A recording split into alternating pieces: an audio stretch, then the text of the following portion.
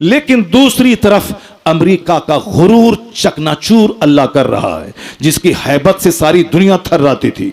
कोई उसके सामने आंख निकाल के देख नहीं सकता था, हक बात बोल नहीं सकता था।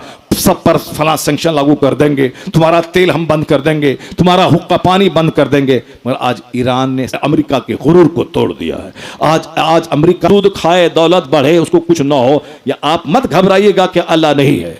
बहुत सारे लोग ऐसे हैं जो इसी को देख करके कह देते हैं कि अल्लाह नहीं है। अगर अल्लाह होता फला को सजा मिलती। यहां तक कि वो दिन भी आएगा कि खाने काबा को ढाने वाला एक शख्स आएगा, खाने काबा को ढा देगा। वो दिन भी आएगा।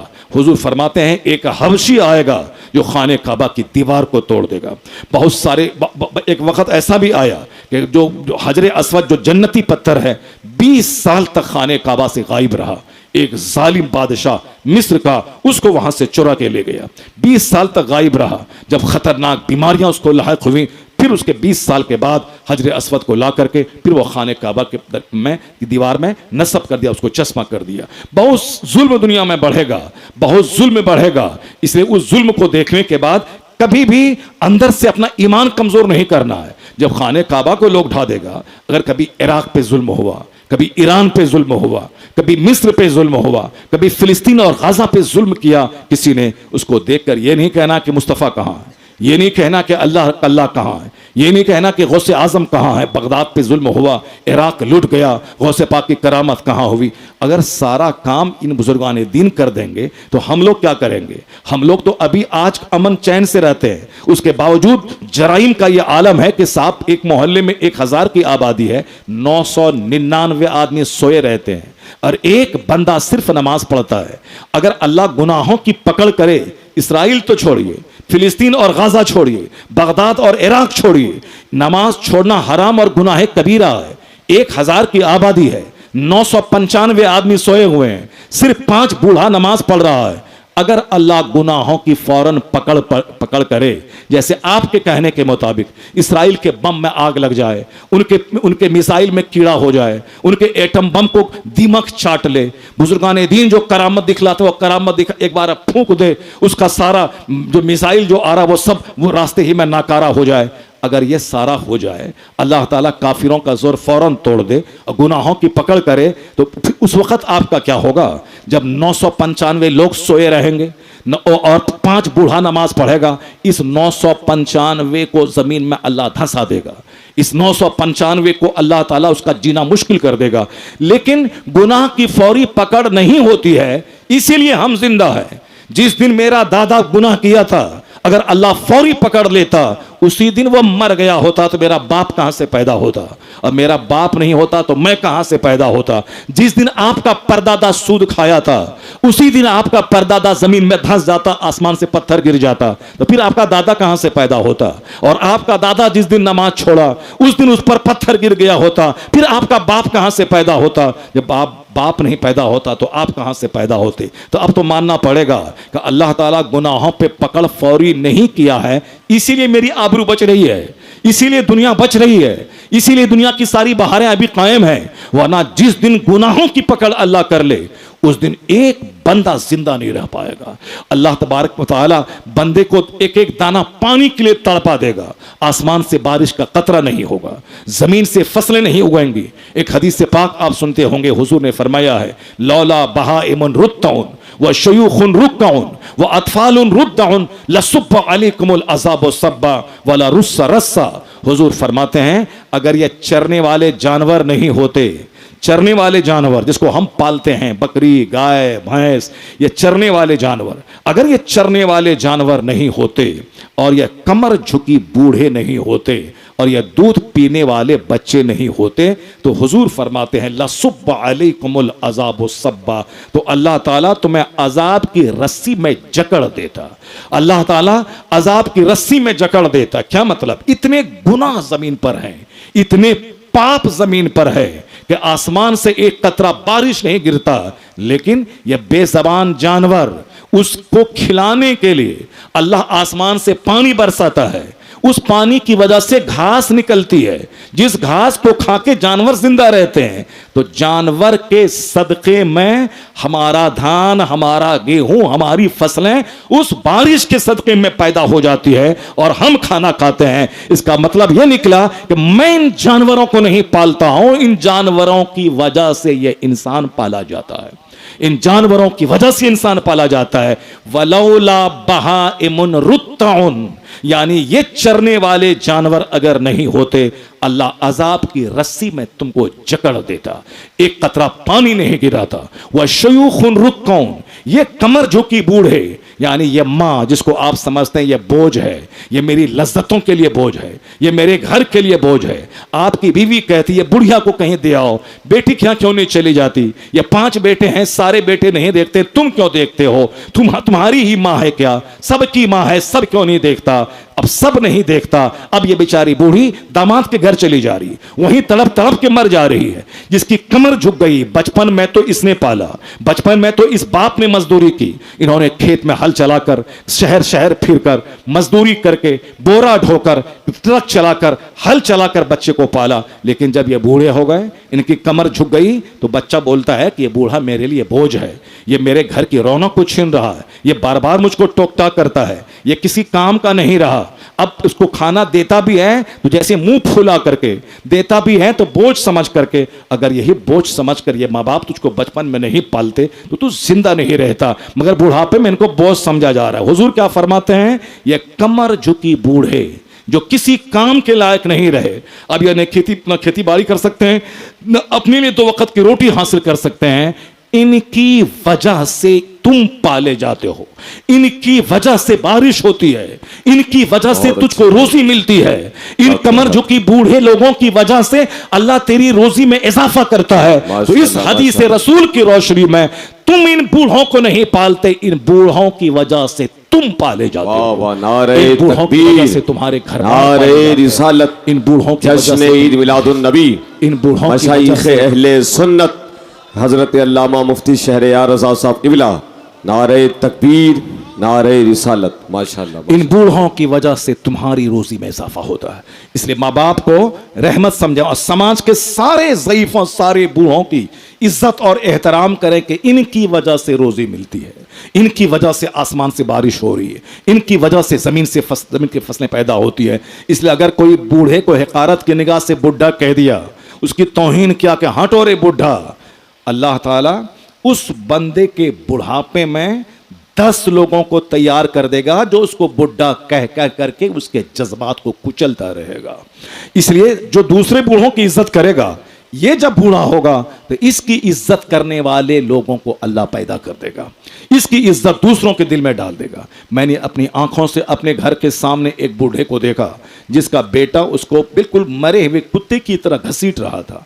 एक हंगामा था, एक हुजूम लोगों का जो इस बेइज्जती के तमाशे को अपनी आंखों से देख रहा था।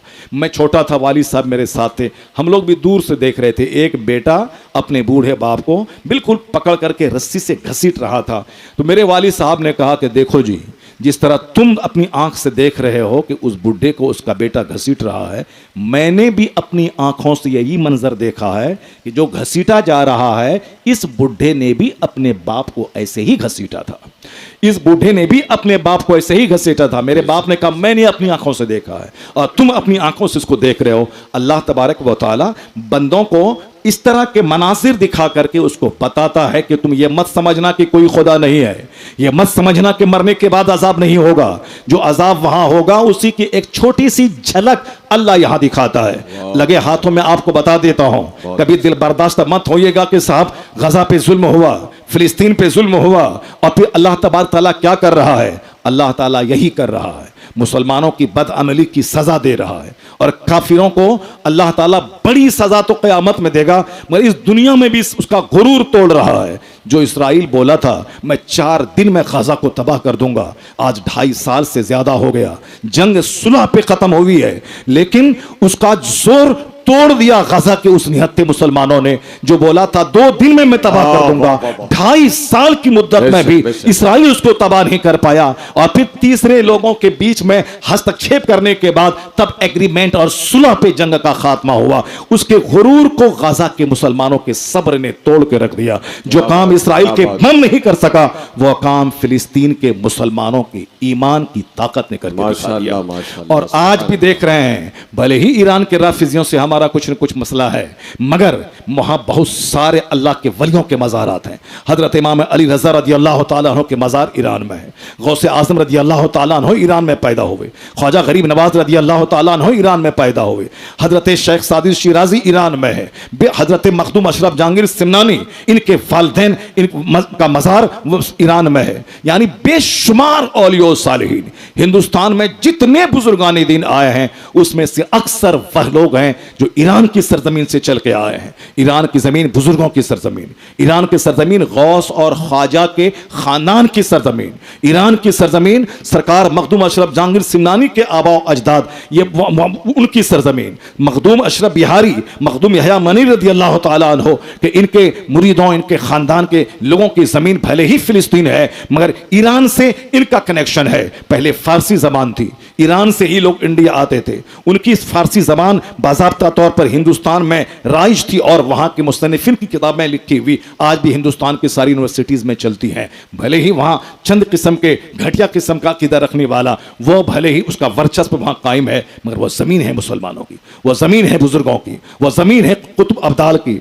वह ज़मीन है बुजुर्गान दीन और सालेहीन की। आने वाला वक्त भी आएगा जब उस ज़मीन पर खुश अकीदा सुन्नी मुसलमानों की हुकूमत कायम होगी। इसलिए उस पर होने वाले मजालिम जो अमेरिका और इसराइल ढा रहा है, हम कभी भी उसके उस मजालिम को ये नहीं कह सकते हैं कि वो ठीक कर रहा है। ऐसा नहीं, वो मुसलमानों की जमीन पे बम गिरा रहा है और ये बदअमल मुसलमानों को बदअमली की सजा मिल रही है। हो सकता है कि सहाबा कराम की गुस्ताखी की सजा मिल रही हो, सहाबा कराम की गुस्ताखी की सजा मिल रही हो, लेकिन दूसरी तरफ अमेरिका का गुरूर चकनाचूर अल्लाह कर रहा है, जिसकी हैबत से सारी दुनिया थर्राती थी। कोई उसके सामने आंख निकाल के देख नहीं सकता था, हक बात बोल नहीं सकता था। सब पर फला सैंक्शन लागू कर देंगे, तुम्हारा तेल हम बंद कर देंगे, तुम्हारा हुक्का पानी बंद कर देंगे। मगर आज ईरान ने सबके गुरूर को तोड़, अमेरिका के गुरूर को तोड़ दिया है। आज अमेरिका की जिल्लत सबके सामने जाहिर हो गई है, उसके हथियार की कमजोरी जाहिर हो गई है। और इतना जान ले कि भले ही वक्ती तौर पर आंधी आती है, लगता है कि अब सारे दरख्त उखड़ जाएंगे, लगता है कि अब सारा घर उजड़ जाएगा, लगता है कि सारी बस्ती अब खत्म हो जाएगी, मगर याद रखिए आंधी हमेशा रहती नहीं है। आंधी खत्म हो जाती है, सैलाब आता है, लगता है सारा गांव उजड़ जाएगा, लगता है कि अब सारी आबादी बह जाएगी, मगर सैलाब आता है, फिर 2-4-10 दिन के बाद सैलाब चला जाता है। अब शदीद बारिश हो रही है, ऐसा लगता है कि सारी आबादी डूब जाएगी, मगर 1 हफ्ते की बारिश के बाद बारिश खत्म हो जाती है। कुछ साल पहले पटना में कश्ती चलने लगी थी, लेकिन कुछ दिनों के बाद पानी सूख गया, अब वह शहर उसी तरह पहले की तरह मुस्कुराने लगा। तो आंधी आती है, चली जाती है, तूफान आता है, चला जाता है, फिर मौसम नॉर्मल हो जाता है, सैलाब आता है, चला जाता है, फिर मौसम नॉर्मल होता है। और अक्लमंदी का तकाजा है कि जब आंधी चले तो अकड़ के ना रहे, अकड़ने वाला पेड़ टूट जाता है, मगर जो दरख्त झुक जाता है, जमीन से लग जाता है, जैसे आंधी खत्म हुई फिर वह दरख्त सीधा हो जाता है। जब जुल्म की आंधी चले तो आदमी को सब्र से काम लेना चाहिए, तहम्मुल से काम लेना चाहिए, धैर्य से काम लेना चाहिए, तस्बीह बढ़ा दे, इबादत बढ़ा दे, जिक्र अस्कार बढ़ा दे, सदका तो खैरात बढ़ा दे, उसके मुंतजिर रहे। ये जुल्म की आंधी थमेगी, फिर यह पौधा मुस्कुराएगा, फिर यह पौधा स्टेबल हो जाएगा। जब ये आंधी हमेशा नहीं रहती, सैलाब हमेशा नहीं रहता, इस बात को भी गिरह बांध के रख लें, ये अमरीकी जुल्म की आंधी भी हमेशा नहीं रहेगी, ये इसराइल की आंधी का सैलाब भी नहीं रहेगा। ये आज है, कल खत्म हो जाएगा, फिर ऐसा खत्म होगा कि कुफ्र मिटेगा, पूरी दुनिया में इस्लाम मुस्कुराता रहेगा, हर तरफ इस्लामी गुलशन लहराएगा, इस्लामी पौधे लहराएंगे। और आज से कई 100 साल पहले जब मुसलमान बदअमल हुए, यहां तक कि बगदाद में दौलत और की रेल पेल हो गई और दौलत के नशे में दोबारा जिस सरजमीन से शराब को मिटाया गया था लोग फिर शराब पीने लगे। इसलिए दौलत कोई अच्छी चीज नहीं है जिसके लिए आप सारे के सारे बेताब और लालायित और बेचैन है कि माल मिले माल मिले माल मिले।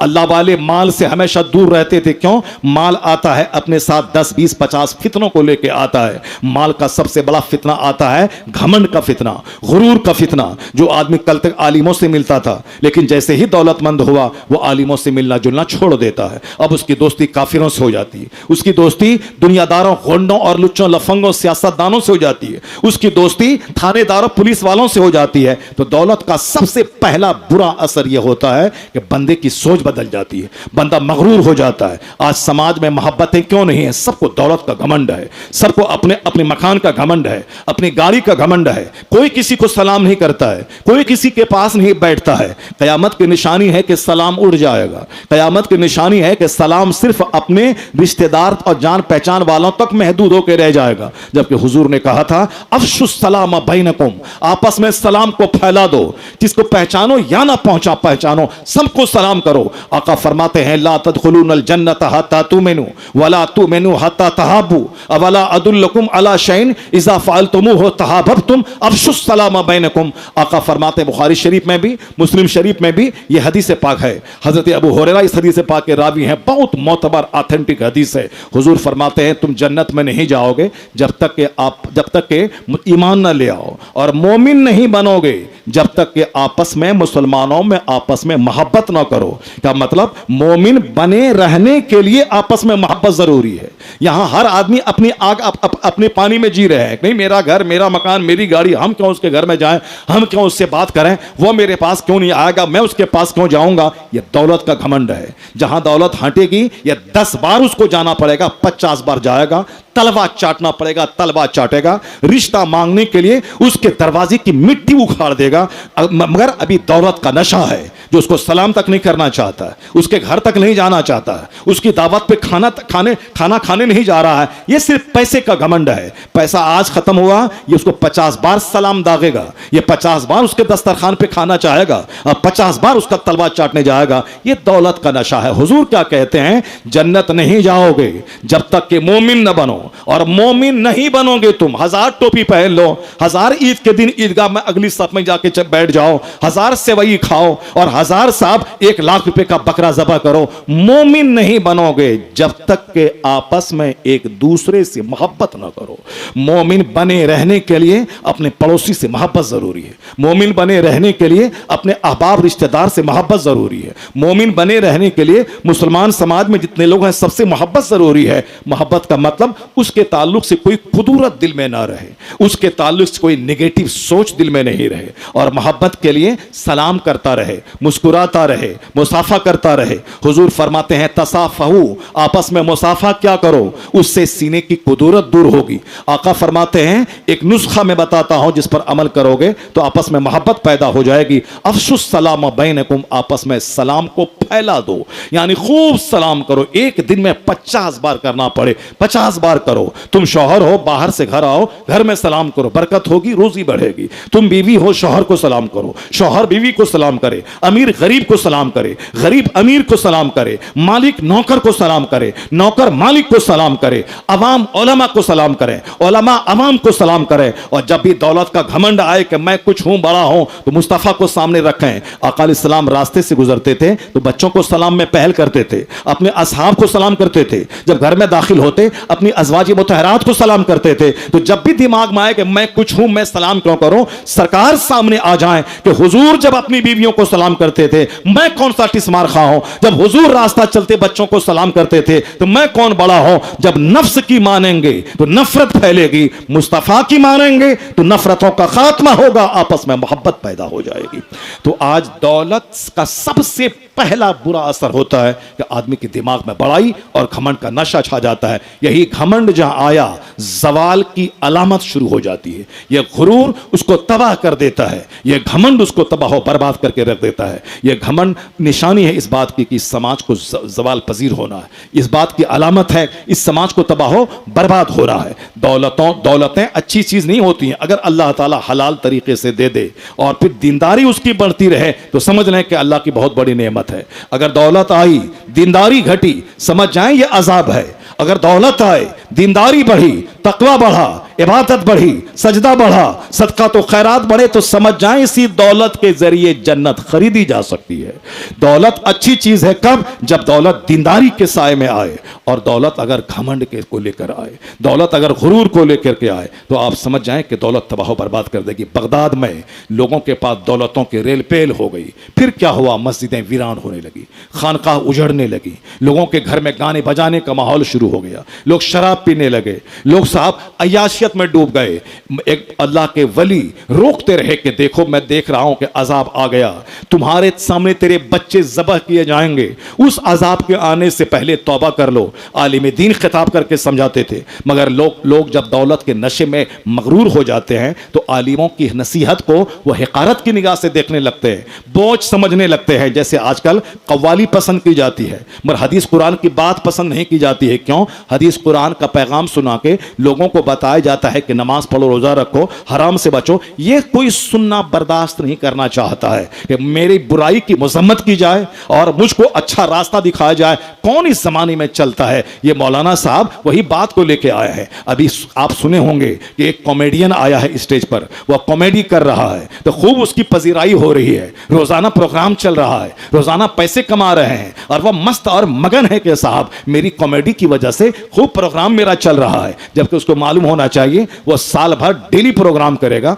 उतना पैसा नहीं कमाएगा जितना फिल्म का नाचने वाला एक फिल्म बना करके पैसा कमा लेता है। वह एक फिल्म 50-50 करोड़ रुपए में एक फिल्म बनाता है। तो पैसा कमाना कमाल नहीं है, बल्कि कमाल है कि किस जरिए से पैसा कमाया जा रहा है। हदीस कुरान बोल के पैसा कमा रहा है या कोई कॉमेडी बोल के पैसा कमा रहा है। यह मगर एक बड़ा तबका है जो उसको लाइक कर रहा है। लाइक कौन करेगा? वही जो हक बात नहीं सुनना चाहता है, जो नमाज रोजे की बात नहीं सुनना चाहता है, वह सिर्फ कॉमेडी की बात, हंसने वाली बात सुनना चाहता है। यह दौलत का मजाज है कि कोई हक उसको समझाए तो हक समझाने वाले को दुश्मन समझा जाता है। यही हाल बगदाद का था। हर तरफ दौलतों के रेल पेल, मुसलमानों के घर में शराब पी जा रही है। मगर एक अल्लाह के वली थे, वो कम कह रहे थे लोगों से कि ऐ लोगों, तुम लोग जिस तरह से जी रहे हो, अल्लाह का अजाब तेरे करीब पहुंच गया है। तुम्हारा मोहल्ला, तुम्हारी जमीन खून से रंगीन हो जाएगी। तुम अल्लाह के अजाब को दावत दे रहे हो, तौबा कर लो, नेक बनो, वो अजाब अल्लाह का टल जाएगा। मगर लोग उनको कहते थे ये पागल है, ये पागल है। लोग उनकी बात को खातिर में नहीं लाते थे। लेकिन जब वो अपनी बात को छोड़ते नहीं थे, हर गली कूचे में घूम घूम कर कहते थे वो अजाब आ गया, आने वाला है, तेरे बाल बच्चे तेरी निगाहों के सामने ज़बह किए जाएंगे और तुम अभी घर में कहका मार रहे हो, घर में हंसी और मजाक और तफरी का माहौल पैदा किए हुए हो। तौबा करो, अल्लाह के सामने झुक जाओ, तौबा करो, गुनाहों से बाज आ जाओ, वरना तेरी जमीन खून से रंग जाएगी। पहले तो लोगों ने समझा कि पागल है, लेकिन जब उन्होंने अपनी बात बंद नहीं की तो अपने ओबास बच्चों को लगा दिया उसके पीछे कि मारो इसको, ये क्यों मेरा मजाक किरकिरा कर रहा है, इस जमाने में कौन चलेगा इनकी बात पे। और ये हमको समझाने आ रहा है, दौलत है मेरे पास, मालो सर मेरे पास, मकान मेरे पास, और ये मुझको समझा रहा है कि दिन पर चलो, मारो इसको। ओबास बच्चों को उसके पीछे लगा दिया। बच्चों ने इतना मारा उस मजजूब बुजुर्ग को, खून में लथपथ हो गए, यहां तक कि उनकी मौत हो गई।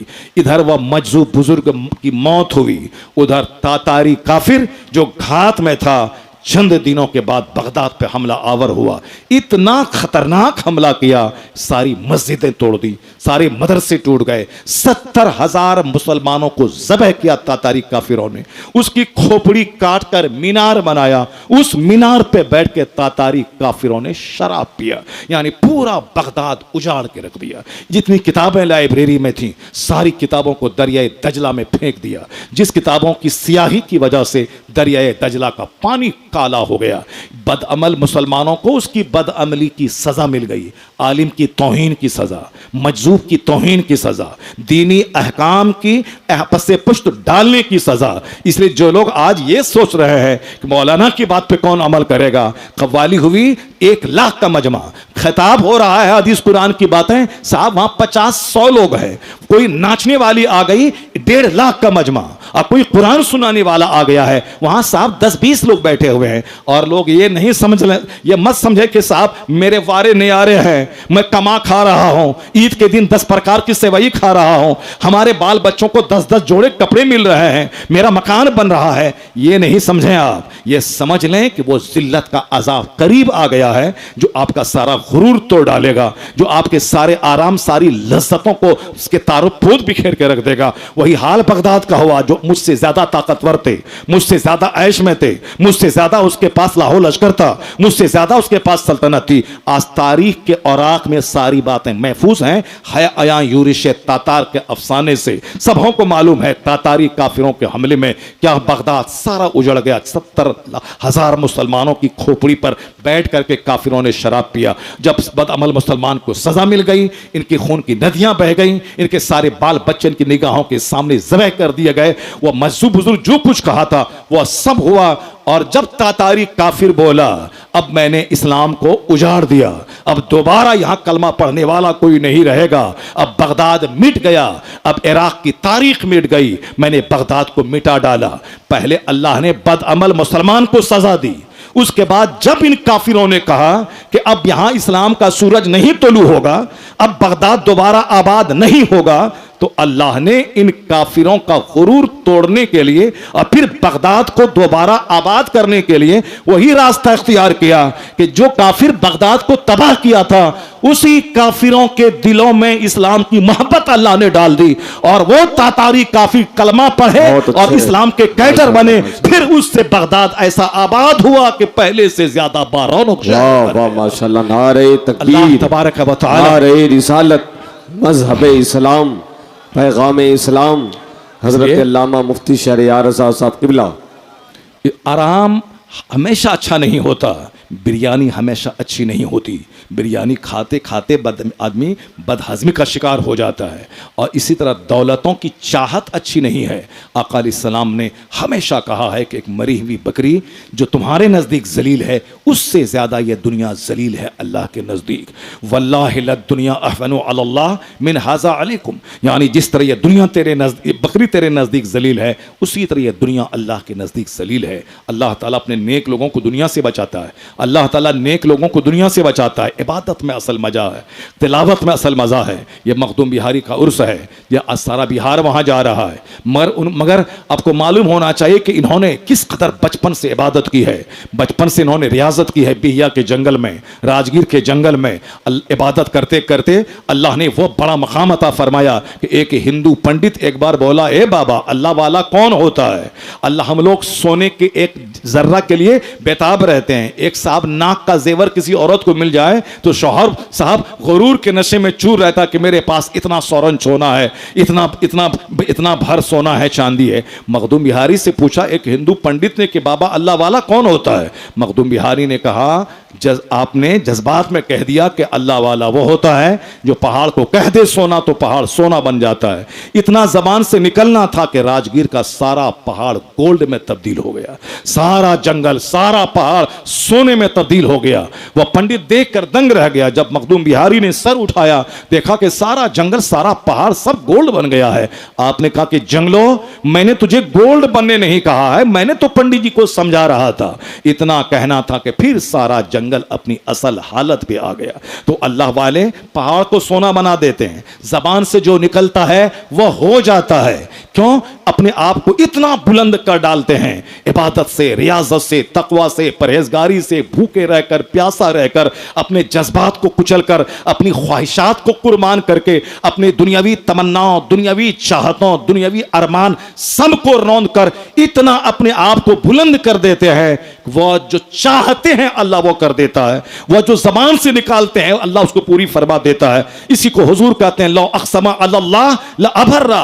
बहुत सारे लोग ऐसे हैं जो तुम दरवाजे से धक्के देके निकाल देते हो, साहब उनके पांव में टूटी चप्पल रहती है, लेकिन वो अगर कसम खा लेते हैं तो अल्लाह उसकी कसमें पूरी कर देता है। वो अगर कहता है कि जंगल में आग लग जाएगी, अल्लाह जंगल में आग लगा देता है। वो अगर कहें कि पहाड़ सोना बन जाए, फौरन पहाड़ सोना बन जाता है। इसी को डॉक्टर इकबाल ने कहा, खुदी को कर बुलंद इतना कि हर तकदीर से पहले खुदा बंदे से खुद पूछे बता तेरी रजा क्या है।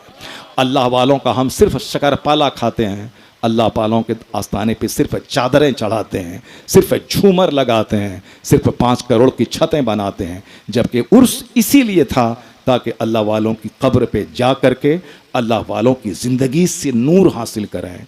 अल्लाह वाले कैसे जीते थे, अल्लाह वाले कैसे अल्लाह की बंदगी करते थे, और कैसे इतना बड़ा मकाम हुआ उनका कि करोड़ों लोग इनसे प्यार करते हैं।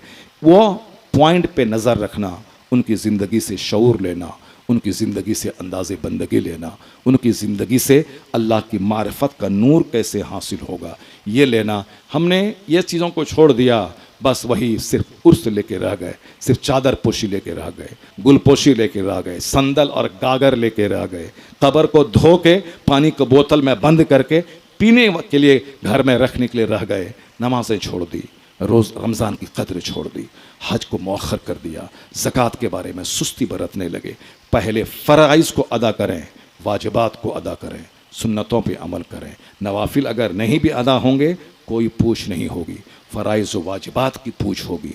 क़यामत के दिन अपनी जगह से 1 इंच नहीं हटेंगे जबकि आपसे नमाज के बारे में सवाल न हो जाए।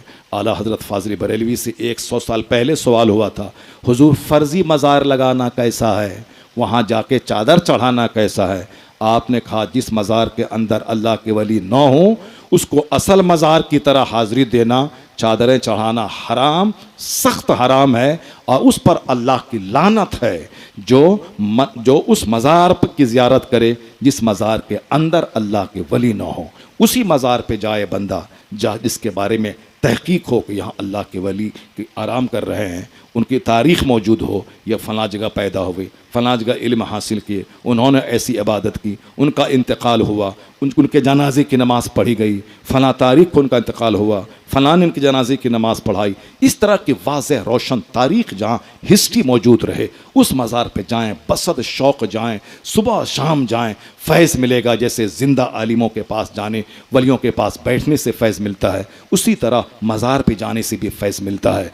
आप समझें कि वो अपनी कब्र में ज़िंदा हैं, वहाँ दूर 4 हाथ दूरी पे बैठे रहें, और आप उनके लिए दुआ करें कि अल्लाह उनके दर्जात बुलंद करे, उनके वसीले से अपने लिए दुआ करें। कब्र को हाथ नहीं लगाएं, तवाफ़ करना हराम है, सजदा करना हराम है, चादरों की बाड़ लगाना दुरुस्त नहीं है। एक चादर सिर्फ चढ़ी रहे ताकि अल्लाह के वली की कब्र की इज्जत होती रहे, अल्लाह के वली की कब्र है। लेकिन चादर चढ़ाने की रस्म बना देना, आला हज़रत ने इसको मना लिखा है। सजदा करना हराम, तवाफ़ करना हराम, वहाँ पे जाके धागा बांधना, तागा बांधना जाहिलाना काम, ये काम हिंदुओं के काम से मुशाबत है। मुसलमानों को मस्जिदों को आबाद करना है, तिलावत करना है, अल्लाह के सामने रोना है, इनको गुनाहों से बचना है, फ़राइज़ व वाजिबात अदा करनी है, न कि खुराफात और वाहियात वाले काम में जाके इसको डूबा रहना है। अल्लाह के वली का एहतराम इतना ही है कि उनके मज़ार पे जाएं, 4 हाथ दूरी पे रहें, फातिहा पढ़ें, उनके लिए दुआ करें, उनके वसीले से अपने लिए दुआ करें, हाथ न लगाएं, मुंह न लगाएं,